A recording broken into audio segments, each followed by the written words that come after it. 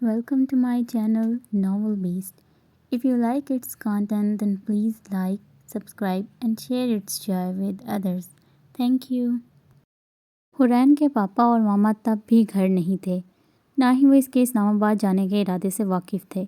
इसने इनको खत लिख दिया था जिसमें इसने साफ लिखा था कि वो हमेशा के लिए यहाँ से जा रही है। ये जगह कभी भी इसका घर नहीं रही और वो कभी ना लौटने का फ़ैसला कर चुकी थी। इसके पास काफ़ी पैसे थे और इसकी असल माँ की सारी जायदाद भी इसी की थी। इसके अलावा इसके नाम पे ट्रस्ट भी कायम था जिसका पैसा इससे 25 की होने के बाद मिलता। वो कार ड्राइव करती एयरपोर्ट की तरफ बढ़ रही थी। हवा लम्हा इसे ज़्यादा की तरफ ले जा रहा था। इसकी कार की खिड़कियाँ खुली थीं जो इसके आवारा बालों को बिखेर रही थी। गाड़ी में बजते गाने के साथ वो भी ऊंची ऊंची गाने लगी। आखिर वो आज़ाद थी। वो 18 की थी और इसे किसी की ज़रूरत नहीं थी। इसकी गाड़ी एक धचका खा के रुकी थी। टायर ब्लास्ट होने की आवाज़ पर वो गाड़ी से निकली। सड़क पर कांच के टुकड़े बिखरे हुए थे। वो सुनसान जगह पर थी और इसकी फ़्लाइट का टाइम हो रहा था। इसने टैक्सी सर्विस को कॉल करने का इरादा किया, तभी किसी ने पीछे से इसकी नाक और मुंह पर रुमाल रख दिया। वो खौफ के मारे तड़प उठी थी, लेकिन अगले ही लम्हे इसका जिस्म ढीला पड़ना शुरू हो गया। इसके हाथ में पकड़ा मोबाइल सड़क पर गिर गया था और वो बेहोशी में झूल पड़ी थी। 4 साल कबल। हानिया, ये क्या कर रही हो? हुरैन ने सरगोशी करते हुए पूछा। हानिया और वो बचपन से साथ थीं। हुरैन जितनी शर्मीली थी, हानिया इतनी ही शरारती। अरे आहिस्ता बोलो हुरी, वरना पकड़े जाएंगे। वो मुख्तलिफ पेंट मिक्स करके कुछ अजीब ही रंग बना रही थी। अब जब ये लगेगा ना इस मिस फेमस के सर पर, तो वो समझ जाएगी कि आइंदा हानिया से पंगा नहीं लेना। हुरैन इसकी बात सुनकर मुंह पर हाथ रख के हंसने लगी और फिर हुआ भी ऐसे ही। हानिया ने वो पेट से भरी हुई प्लेट हिना के सर पर गिरा दी और सब स्टूडेंट इसके हाल पर हंसने लगे। हुरैन को इसके लिए बुरा लगा, लेकिन हानिया कहाँ किसी की सुनती। हुरैन, आज तुम्हारी बर्थडे पार्टी पर हमें बुलाना मत भूलना, क्लास के स्टूडेंट इसे कहने लगे। वो हर साल ही अपनी क्लास फेलो के साथ बर्थडे मनाती थी, क्योंकि इसके पापा के लिए ये महीना ज़्यादा तकलीफ़देह होता था। आखिर इसकी पैदाइश के दिन ही उन्होंने अपनी महबूब बीवी को खोया था। हुरैन शक्ल सूरत में अपनी माँ पर थी, इसीलिए वो इससे दूर रहते थे। इसकी परवरिश के लिए उन्होंने अपनी मरहूम बीवी की बहन से शादी की, जो कि कभी माँ नहीं बन पाई, और वो इसके लिए हुरैन को मनहूस करार देती थी कि इसके पैदा होते ही इनकी बहन सबसे दूर हो गई और वो भी माँ नहीं बन पाई। इन्हें भी हुरैन से कोई सरोकार नहीं था। इसकी परवरिश मुलाजमीन के हाथों ही हुई थी, लेकिन जब भी मुर्तज़ा साहब घर होते, हुरैन को इनकी ममता कभी भी मिल ही जाती। लेकिन जो भी था, इसके वालिद हर बार इसके लिए दूर रहकर ही पार्टी का बंदोबस्त कर देते और इसे हर बार गिफ्ट भी भेजा जाता। इसके लिए यही बहुत था। कम से कम वो इसे भूले तो नहीं थे। बिल्कुल, और तुम सब इनवाइटेड हो, इसने मुस्कुराते हुए कहा। लेकिन गिफ्ट लाना मत भूलना। हानिया ने सबको याद दहानी करवाई थी। हान बाबा के साथ इस वक्त वो तैयार होकर रेस्टोरेंट की तरफ जा रही थी। इसके मैट्रिक के एग्ज़ाम्स में कुछ महीने ही बाकी थे और इसे रोज़ ही ट्यूटर पढ़ाने आते। इसके पापा सूबाई पार्लियामेंट में उम्मीदवार थे। वहाँ पहुँचते ही सब इकट्ठे इसे विश करने के लिए चिल्लाए थे, हैप्पी बर्थडे हुरैन। और वो इनके इस जोश पर हंस के रह गई। हानिया ने इसे गले लगकर विश किया और इसे इसका गिफ्ट थमा दिया। सब बहुत खुश थे। ज़्यादातर दोस्त इसके आर्ट क्लब से थे। सब इसे गिफ्ट देते और नेक तमन्नाओं का इजहार करते। इसके बाद 3 मंजिला केक काटा गया और इसने हमेशा की तरह अपने दोस्तों और इनके वालिदैन के साथ बर्थडे मनाया। रात का गहरा अंधेरा फैल चुका था और सब आहिस्ता आहिस्ता अपने घर के लिए रवाना होने लगे। इसने भी हान बाबा से कहलवा कर सामान गाड़ी में रखवाया और खुद भी वापसी के लिए तैयार थी। हानिया अपनी मामा के साथ चली गई और हुरैन भी अपने रास्ते पर रवाना थी। इन्हें भीड़ से तय इलाके से निकलने भी कुछ टाइम ही हुआ था जब 2 गाड़ियों ने इनका रास्ता रोका। हान बाबा को कुछ अनहोनी का एहसास हुआ तो उन्होंने हुरैन को कार में ही रहने की तलकीन की और खुद पिस्टल अपनी जेब में छुपाते गाड़ी से उतर गए। इनके सामने खड़ी गहरे शीशों की गाड़ी की खिड़की पर नॉक करने लगे। कुछ लम्हात की देरी के बाद वो खिड़की खुलने लगी। जैसे ही वो आधी खुली, गोली चलने की आवाज़ से वो एकदम चौंकी। अगले ही लम्हे खान बाबा का वजूद ज़मीन पर गिर गया اور وہ دیکھ کر چیخنے لگی۔ دونوں گاڑیوں میں سے لوگ نکل کر اس کی کار تک آئے اور دروازہ کھولنے لگے۔ جب انہوں نے دیکھا کہ دروازہ لاک ہے تو وہ کھڑکی کو توڑنے لگے۔ حورین خوف سے کانپنے لگی۔ اس کی نظریں حان بابا کے خون سے لتھے وجود پر تھیں۔ حان بابا، وہ انہیں بار بار پکار رہی تھی جب کسی نے اسے بازو سے پکڑ کر کھینچا۔ وہ اسے گاڑی سے نکال رہے تھے جب وہ چھٹپٹانے لگی۔ چھوڑو مجھے، ہیلپ می۔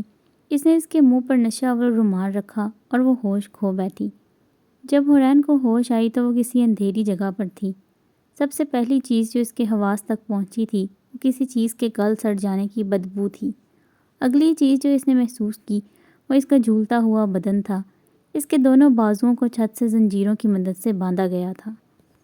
اس کا سارا وزن بازوؤں پر تھا اور اس کے پاؤں کے انگوٹھے ہی زمین کو چھو رہے تھے۔ زنگ آلود دروازہ کھلا تھا اور وہاں سے کچھ لوگ اس جگہ پر داخل ہوئے۔ زیرو پاور کا بلب جلا دیا گیا۔ ان میں سے ایک شخص اس کی طرف بڑھنے لگا۔ وہ گہری کالی آنکھوں کا مالک تھا۔ حورین کا چہرہ تھام کر اسے دیکھنے لگا۔ کیا یہی ہے لڑکی؟ ہاں یہی ہے۔ تم اس کے ساتھ جو چاہے کر سکتے ہو لیکن اسے مرنے مت دینا۔ کمرے کے دروازے سے ٹیک لگائے ایک بڑی عمر کا شخص کہہ رہا تھا۔ اندھیرے کے باعث وہ اس کا چہرہ نہیں دیکھ پا رہی تھی۔ تم جانتے ہو جو یہاں آتا ہے وہ زندہ واپس نہیں جاتا، پھر بھی؟ ہاں، اس کے باپ کو لوٹانے کے لیے مجھے یہ زندہ چاہیے۔ جیسے ہی وہ میری بات مان لے گا اسے ہم اس کے حوالے سونپ دیں گے۔ وہ آپس میں باتیں کر رہے تھے جیسے وہ وہاں موجود ہی نہیں تھی۔ وہ لگاتار وہاں جھول رہی تھی۔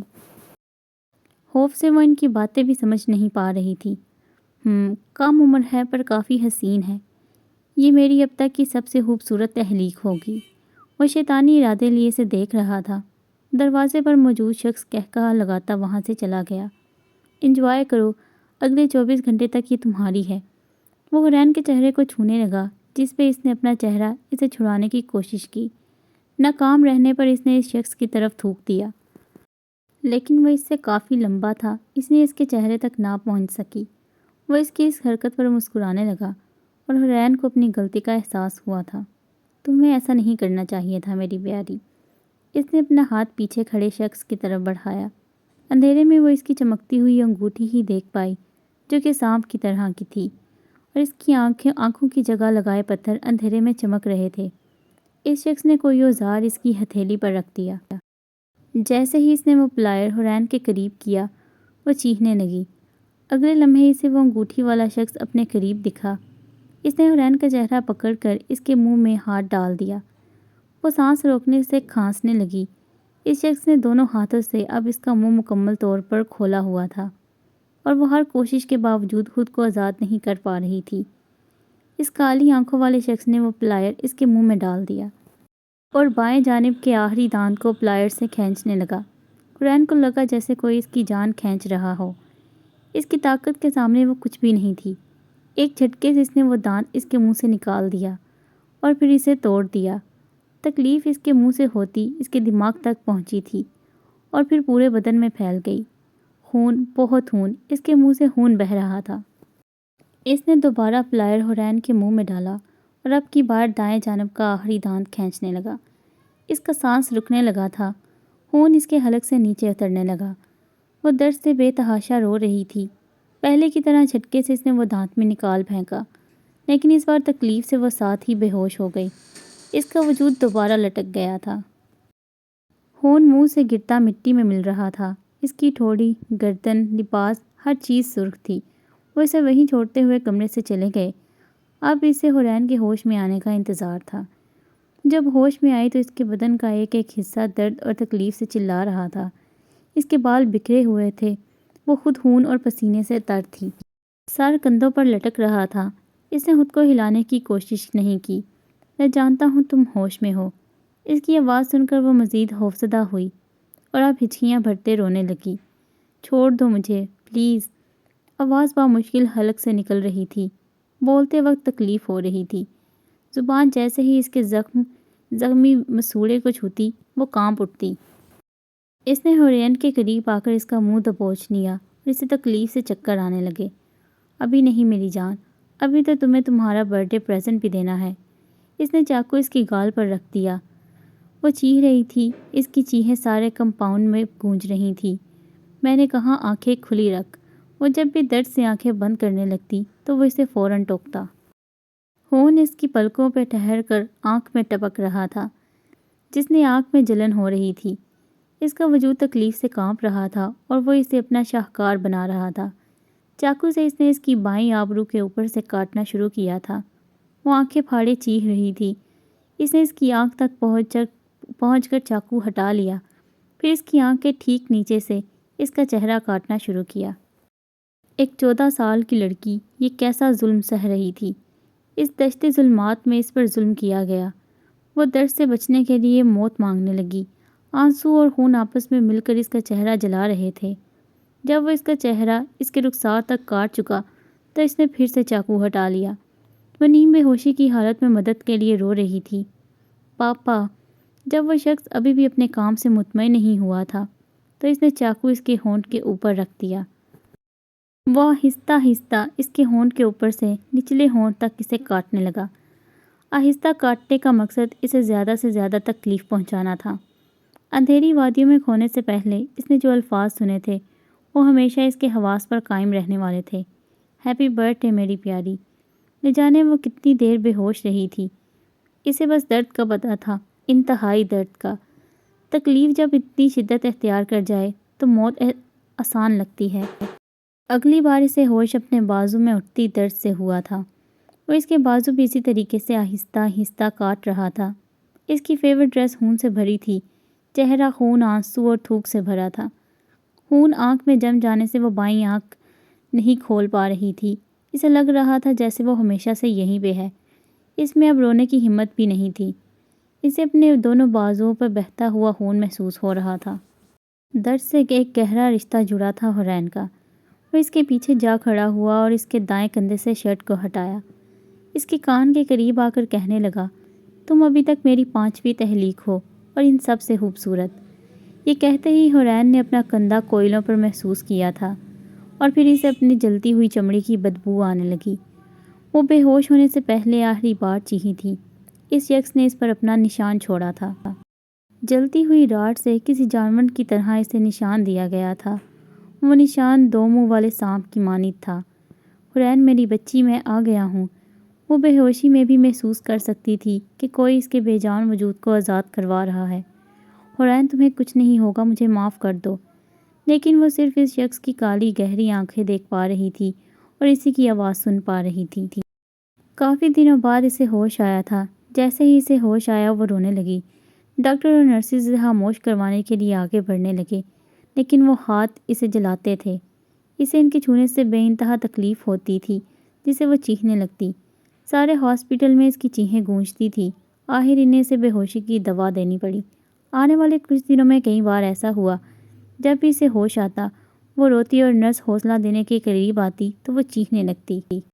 ہاسپٹل میں مشہور ہونے لگا کہ کسی پاگل کا علاج چل رہا ہے۔ اسے اس حالت میں 1 ہفتے سے زیادہ ہو چکا تھا۔ وہ اپنے قریب سے آتی آوازیں سن سکتی تھی۔ میری جان گھر چلو، تمہیں یہاں 1 ہفتہ ہو چکا ہے۔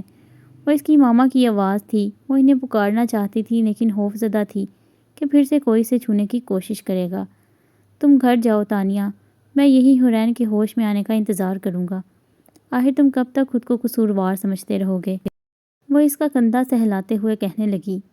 ان دونوں کی کمر حورین کی طرف تھی، اس لیے وہ نہیں دیکھ پائے کہ وہ ہوش میں ہیں۔ آخر کب تک یہاں رکو گے مرتضیٰ؟ حورین تو نہ جانے کب تک ایسی ہی رہے گی۔ الیکشن سر پہ ہیں اور تمہیں ایسے یہاں نہیں رہ سکتے۔ کوئی جواب نہ پا کر وہ پھر سے بولنے لگی۔ ٹھیک ہے، مت جاؤ، لیکن میں اپنی NGO کو مزید نظر انداز نہیں کر سکتی۔ آخر کسی کو تو کام کرنا ہی ہے۔ وہ اپنا بیگ اٹھاتی وہاں سے چلی گئی۔ مرتضیٰ صاحب نے حورین کو خود سے ہمیشہ دور ہی رکھا تھا، پر تھی تو وہ ان کی اکلوتی اولاد ہی۔ اگر وہ ان لوگوں کی بات مان لیتے تو وہ لوگ اپنا مطلب نکلوانے کے لیے حورین کو نشانہ نہ بناتے۔ مرتضیٰ صاحب ایک عرصے سے ان کے ساتھ سمگلنگ کے کام میں انوالو تھے۔ اب انہوں نے مزید اس کام کو جاری رکھنے سے انکار کر دیا تو انہوں نے حورین کو اغوا کر کے اپنی ساری شرائط منوائی۔ وہ کھڑکی سے دور ہوتے وہاں رکھی کرسی پر بیٹھ گئے۔ پلیز مجھے چھوئیے گا نہیں۔ حورین کی آواز پر وہ ایک دم چونکے تھے اور کرسی سے اٹھ کر اس کی طرف بڑھنے لگے۔ وہیں رک جائیں۔ اس کی آواز میں موجود پاگل پن نے انہیں وہیں رکنے پر مجبور کر دیا۔ میں پتہ نہیں کیوں کسی کا چھونا برداشت نہیں کر پاتی۔ پلیز سب کو کہیے کوئی میرے قریب نہیں آئے۔ وہ سسکیاں لے رہی تھی، اپنے ہونٹ اور چہرے میں کھچاؤ محسوس کر رہی تھی۔ ٹھیک ہے، میں سب کو کہہ دوں گا۔ ان لوگوں نے مجھے اپنے باپ کو ہمدرد مان کر وہ انہیں سب بتانے لگی جب انہوں نے اسے ٹوک دیا۔ تمہیں کچھ نہیں ہوا حورین، تمہارا صرف کار ایکسیڈنٹ ہوا تھا۔ یہ وہ کیا کہہ رہے تھے؟ حورین نے بے یقینی سے ان کی طرف دیکھا، جس نے ایک بار بھی اپنی بیٹی کے چہرے کو نہیں دیکھا تھا۔ نہیں پاپا، وہ ایک دم چلائی تھی۔ میں بتا رہی ہوں، ان لوگوں نے آپ کی حورین کو، میں نے کہا نا تمہارا کار ایکسیڈنٹ ہوا تھا۔ وہ اپنی سخت آواز میں بولے تھے، جس سے حورین پاگلوں کی طرح چیخنے اور رونے لگی۔ نہیں نہیں، اس نے مجھے کاٹا۔ مرتضیٰ صاحب نے غصے سے اس کی دونوں بازوؤں کو تھام لیا، جس سے وہ پینک میں چلی گئی اور چیخنے لگی۔ میں نے کہا نا تمہارا کار ایکسیڈنٹ ہوا تھا، تم سب کو یہی کہو گی، سنا تم نے؟ لیکن حورین اب حواس کھو چکی تھی۔ آخر انہوں نے اسے تماچا مار کر ہوش دلانا چاہا۔ اس کے سٹچز کھلے ہوئے ہونٹ سے خون بہنے لگا تھا، لیکن وہ کسی بھی چیز کی پرواہ کیے بغیر چیخ رہی تھی۔ اسے اس حلیے میں دیکھ کر مرتضیٰ صاحب اس سے دور ہوئے تھے۔ ہاتھ میں لگی ہوئی ڈرپ کی سوئی بھی نکل گئی تھی۔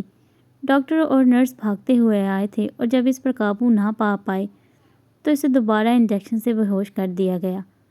اگلی بار جب وہ ہوش میں آئی تو اس کے پاس نرس موجود تھی اور اس نے حورین سے اپنا فاصلہ برقرار رکھا۔ شاید انہیں خبر کر دی گئی تھی کہ وہ کسی کو اپنے قریب برداشت نہیں کر سکتی۔ اسی دن شام میں پولیس اس کا بیان لینے آئی اور اس نے انہیں یہی بتایا کہ اس کا کار ایکسیڈنٹ ہوا تھا۔ میڈیا پر بھی خبر چلنے لگی۔ لوگ مرتضیٰ صاحب سے خبر گیری کے لیے فون کرتے اور وہ بھاری اکثریت سے الیکشن جیتنے میں کامیاب رہے۔ حورین کا ڈسچارج کر دیا گیا تھا، لیکن وہ ہر چیز سے خوفزدہ رہنے لگی۔ اکثر رات میں مرتضیٰ مینشن میں اس کی چیخیں گونجتی۔ اس کی حالت کے سبب انہوں نے شراب پینا شروع کر دی۔ تانیہ کو تو ویسے بھی صرف شہرت اور طاقت سے مطلب تھا۔ وہ اس وقت کمبل اپنے گرد لپیٹے خوفزدہ کرنے کے لیے اونچی اونچی گنگنا رہی تھی جب اسے توڑ پھوڑ کی آواز سنائی دی۔ اس کے پاپا اونچی اونچی چلا رہے تھے۔ وہ پھر شراب کے نشے میں تھے۔ حورین ان سے ڈرتی اپنے بیڈ کے نیچے گھس گئی۔ اگلے ہی لمحے اس کے کمرے کا دروازہ کھلا تھا اور اس کی تصویریں وہ زمین پر پھینکنے لگے۔ اس کے آرٹ کلب میں حاصل کیے گئے سرٹیفکیٹ، اس کے تمام ڈرائنگ، سب کچھ برباد کرنے لگے۔ وہ بیڈ کے نیچے چھپی اپنے منہ پہ ہاتھ رکھ کر سسکیاں روک رہی تھی۔ صحیح کہتی ہے تانیہ، تو ہے ہی منحوس، پیدا ہوتے ہی اپنی ماں کو نگل گئی۔ تیری منحوسیت کی وجہ سے مجھے کوئی وارث نہ ملا، اور اب یہ سب۔ جب وہ ہر چیز توڑ چکے تو اس کے بیڈ پر گر کے سو گئے۔ کچھ دیر بعد ملازم انہیں بے ہوشی کی حالت میں وہاں سے لے گئے۔ حورین نے باہر نکل کر ان ٹوٹے ہوئے فریم کو اٹھانا شروع کیا اور اسی ٹوٹی ہوئی حالت میں دوبارہ دیوار پر سجا دیا۔ لیکن جب یہ ہر روز ہونے لگا تو اس نے ان سب چیزوں کو پھینک دیا، جیسے اس نے اپنے خوابوں کو خود سے الگ کر کے پھینک دیا تھا۔ اس معاملے کو 2 ہفتے ہوئے تھے جب مرتضیٰ صاحب گھر سے دور رہنے لگے۔ اگلے ہی دن تانیہ بیگم نے اس پر واپس اسکول جانے کا حکم صادر کیا، جبکہ وہ اس حالت میں وہاں نہیں جانا چاہتی تھی۔ اس کے چہرے پر ابھی بھی سوزش تھی اور وہ سرخ رنگ کے ابھرے ہوئے نشان اس کے چہرے کو مزید بھدا بنا رہے تھے۔ اس نے ان کی کافی منتیں کی لیکن وہ کوئی بات نہ مانی۔ تانیہ بیگم کا کہنا تھا کہ اس کا بدصورت چہرہ انہیں ڈپریشن کا شکار کر رہا ہے اور اگر وہ خود نہیں جائے گی تو اسے زبردستی بھیجا جائے گا۔ وہ خوف کی حالت میں جب اسکول پہنچی تو پہلا لفظ جو اسے دیکھ کر کہا گیا وہ کسی اور نے نہیں بلکہ اس کی سب سے اچھی دوست ہانیہ نے کہے تھے۔ واٹ این اگلی فیس! اس نے حورین کو چھوڑ کر نئی دوستیں بنا لی تھیں۔ وہ اب اس حنا کی دوست تھی جسے اس کی کبھی بنتی نہیں تھی۔ میٹرک کے ایگزامز میں وہ بری طرح فیل ہوئی تھی۔ اسے ہر وقت لگتا تھا وہ شخص اسے دوبارہ لے جائے گا۔ اس نے سپلیمنٹ ایگزام میں بڑی محنت کی تھی جس سے وہ پاس ہو گئی۔ اس کے بعد وہ لاہور شفٹ ہو گئی۔ ویسے بھی اس کے ماں باپ اس کا زخمی چہرہ نہیں دیکھنا چاہتے تھے۔ پرائیویٹ کالج میں اس نے مرتضیٰ صاحب کی مرضی سے پڑھنا شروع کیا تھا اور پھر یونیورسٹی میں اس کی ملاقات اشال سے ہوئی جو اس کی اس عرصے میں واحد دوست بنی۔ اس نے اسے اپنے روم میں رہنے کی اجازت بھی اسی لیے دی تھی کیونکہ ہاسٹل انتظامیہ کا کہنا تھا کہ وہ واپس نہیں جا سکتی، اسے اس جگہ کی سخت ضرورت ہے۔ حال میں وہ اس کی تخلیق تھی اور اسے واپس اپنا بنانے کا وقت آ چکا تھا۔ اس دن کے لیے اس نے کتنا انتظار کیا تھا۔ وہ جیسے ہی کراچی آئی تھی اسے خبر مل گئی تھی۔ پہلی بار جب اس نے اسے دوبارہ حاصل کرنے کی کوشش کی تو وہ ایک ریسٹورنٹ میں تھی۔ جب وہاں پہنچا تو بیسٹ وہاں کسی کو بری طرح مار رہا تھا۔ وہ اس کی نظروں میں نہیں آنا چاہتا تھا، اس لیے فوراً واپس چلا گیا۔ جب دوسری بار اس نے کوشش کی تو وہ مال میں تھی اپنے اسی دوست کے ساتھ۔ وہ اسے بآسانی حاصل کر لیتا۔ اس کے منصوبے کے مطابق جیسے ہی وہاں بم ہونے کی افواہ پھیلی، لوگوں میں افراتفری پھیل گئی۔ وہ اسے حاصل کر لیتا، لیکن تبھی اسے اپنی طرف آتا بیسٹ دکھائی دیا اور دوسری بار بھی اسی حال ہاتھ لوٹنا پڑا۔ یہ اس کی خوش قسمتی تھی، لیکن وہ بیسٹ سے اچھی طرح واقف تھا۔ آخر وہ اس کی حورین کے ساتھ کیا کر رہا تھا؟ دونوں جگہ پر ہونا کوئی اتفاق نہیں ہو سکتا تھا، لیکن آج وہ کسی صورت بھی اسے اپنے ساتھ لینے آیا تھا۔ وہ جانتا تھا کہ اس کی گاڑی یہاں سے گزرنے والی ہے۔ وہ اسلام آباد جانے والی تھی، لیکن جس بات سے وہ انجان تھی وہ یہ کہ اس کا شکاری اس کا انتظار کر رہا تھا۔ سڑک پر کانچ کے ٹکڑے بکھیرے وہ اس کے انتظار میں تھا۔ میں نے ان لڑکیوں کو سیف ہاؤس پہنچا دیا ہے۔